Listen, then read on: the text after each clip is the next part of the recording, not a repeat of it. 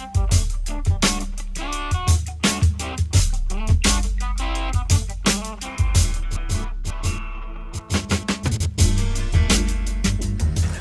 David Boone, pastor of New Covenant Fellowship. We are poolside at the summer kickoff pool party, New Covenant Fellowship 2013. Today we're going to answer the question, do Gentiles have the law of Moses written on their heart, according to Romans chapter 2. Now let me go ahead and read that text to get kind of some context here. In Romans 2, beginning in verse 13, Paul writes, "For it is not those who hear the law who are righteous in God's sight, but it is those who obey the law who will be declared righteous.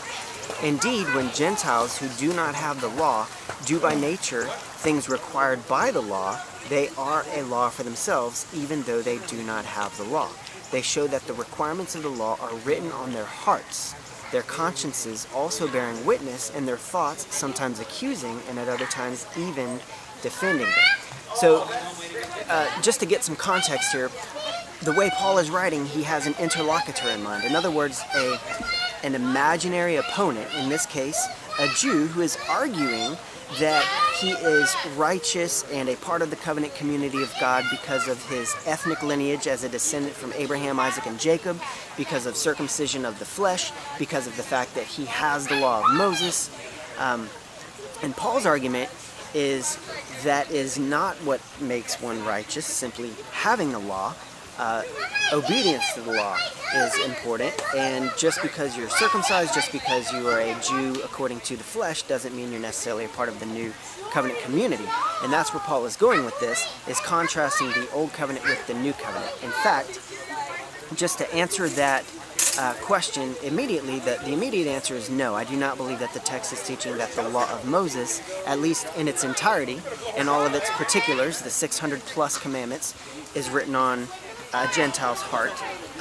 But I do believe that this is teaching the fulfillment of the new covenant that includes even Gentiles. In other words, Jeremiah the prophet, about 600 years before Christ, came along and wrote, God speaking through him, inspiring him to write, and Jeremiah 31 said, "The days are coming, declares the Lord, when I will make a new covenant with the house of Israel and with the house of Judah. It will not be like the old covenant that I made with their forefathers when I led them by the hand out of Egypt, because they broke that covenant, even though I was a husband to them. This is what will happen in those days. After that time, I will put my law in their minds and write it on their hearts. And no longer will a man teach his neighbor, saying, 'Know the Lord,' because they will all know me, from the least of them to the greatest." And so I believe Romans 2:15 here, speaking of the law written on the heart, even on the heart of the Gentile, is a reference to those who partake in, through faith in Jesus Christ, the new covenant. And one reason that I believe that this does not teach in Romans 2 that the law of Moses in its entirety is written on the heart of a Gentile is because later in the text, in Romans chapter 2, Paul says this. He says in verse 26 and 27, "So then, if those who are not circumcised keep the law's requirements, will they not be regarded as though they were circumcised? The one who is not circumcised physically and yet obeys the law will condemn you, who even though you have the written code and circumcision are a lawbreaker." Now, the thing we have to keep in mind is that the law of Moses required circumcision. Okay? In Leviticus chapter 12, it necessitates that on the 8th day, a male is to be circumcised. So here, Paul says, if those who are not circumcised and yet keep the law's requirements, if this is speaking about having the law of Moses in its entirety written on the heart, then one who is not circumcised would be breaking that law already just by not being circumcised, because that law of Moses requires circumcision. So that's just right there in the text, in our context, the reason why we should reject the idea that the law written on the heart is the law of Moses in its entirety, all 600 plus commands and all of their particulars. What I would say is something that I think sheds light on this is what Paul says in 1 Corinthians chapter 9. In 1 Corinthians 9, Paul is essentially making the case that he is not under the law of Moses, but when he's around Jews, he'll follow the law of Moses. He'll observe the Sabbath, eat according to the dietary laws, make sacrifices at the temple, we even see this in the book of Acts, etc., in order to win Jews over to Christ. And when he's around Gentiles, he'll neglect the law's requirements in order to win over Gentiles. And this is what he says in his argument. In 1 Corinthians chapter 9, verses 19 and following, Paul says, "Though I am free and belong to no one, I have made myself a slave to everyone to win as many as possible. To the Jews I became like a Jew to win the Jews. To those under the law," meaning the law of Moses, "I became like one under the law, though I myself am not under the law, so as to win those under the law.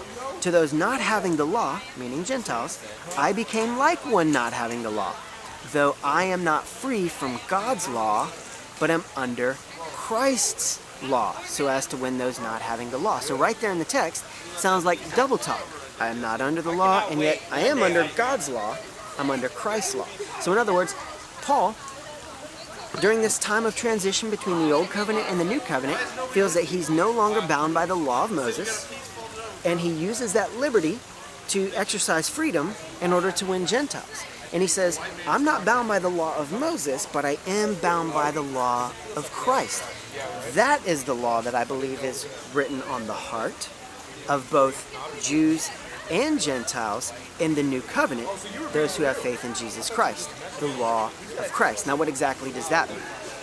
Well, in my estimation, in my opinion, that refers to the royal law of love, as James puts it in James chapter 2. And Paul actually fleshes this out later in his letter to the Christians in Rome. In Romans 13, beginning in verse 8 and following, Paul says, "Let no debt remain outstanding among you, except the continuing debt to love one another. For whoever loves others has fulfilled the law. The commandments, do not commit adultery, do not murder, do not steal, do not covet, and whatever other command there may be, are summed up in this one command. Love your neighbor as yourself.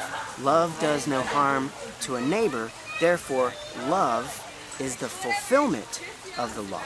So back to our question, in Romans 2, does Paul teach that Gentiles have the law of Moses in its entirety written on their hearts?